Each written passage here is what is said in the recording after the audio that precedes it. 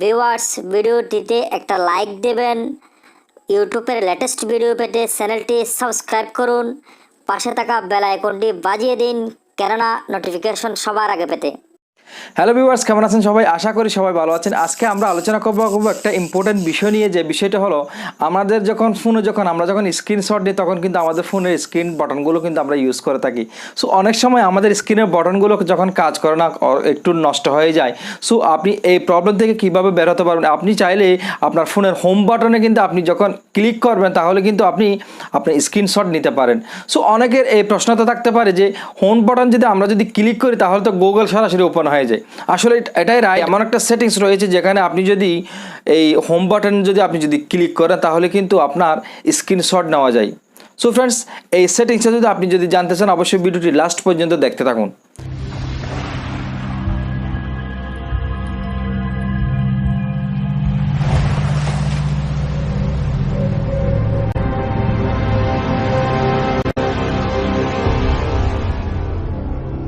Hello viewers, আমি মিজানুর রহমান সোহেল। আপনি দেখছেন সোহেল এমকে চ্যানেল। আপনি যদি এই চ্যানেলের নতুন হয়ে থাকেন এবং এখনও পর্যন্ত চ্যানেলটি সাবস্ক্রাইব না করে থাকেন, সো নিচে দেখতে পাওয়া লাল কালার সাবস্ক্রাইব বাটনটি চেপে দিন এবং পাশে থাকা বেল আইকনটি বাজিয়ে দিন, কেননা ইউটিউবের লেটেস্ট ভিডিও সবার আগে পেতে। আর যারা অলরেডি সাবস্ক্রাইব করেছেন তাদেরকে অসংখ্য ধন্যবাদ। সো ফ্রেন্ডস, আজকের টপিক সম্পর্কে আলোচনা করা যাক। প্রথমে আমরা প্লে স্টোর ওপেন করব। প্লে স্টোর ওপেন করার পরে স্ক্রিনশট অ্যাসিস্ট্যান্ট বলে একটা অ্যাপস রয়েছে, যে অ্যাপসটা আপনারা প্লে স্টোর থেকে আপনাদের ফোনের প্লে স্টোর থেকে আপনারা ইনস্টল করে নেবেন।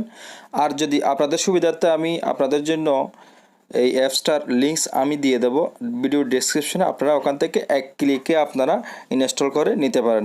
সো ফ্রেন্ডস, প্রথমে আমরা ওপেন করব। ওপেন করার পরে নিচের দিকে একটু করে সোয়াইপ করবো দিকে। সো এবার নিচের দিকে এবার দেখুন নেক্সটে দেব। নেক্সট জাস্ট এখানে অ্যাসিস্ট অ্যাপস পারমিশন আমরা ক্লিক করব। ক্লিক করার পরে এই যে উপর দিকে দেখুন অ্যাসিস্ট অ্যাপস আমরা ক্লিক করব। ক্লিক করার পরে এখানে নিচে কিন্তু অলরেডি কিন্তু ওকে করা আছে, ইনেবল করা আছে গুগলে। সো আমরা এখানে স্ক্রিনশট আমরা ক্লিক করে দেবো, ওকে করে দিলাম। এবার দেখুন আমরা যখন ব্যাকে চলে আসলাম, এবার আমাদের ফোনটা কীভাবে দেখুন স্ক্রিনশট হয় কিনা আমরা একটু ক্লিক করে দেখি আসলে কাজটা হয় কি না।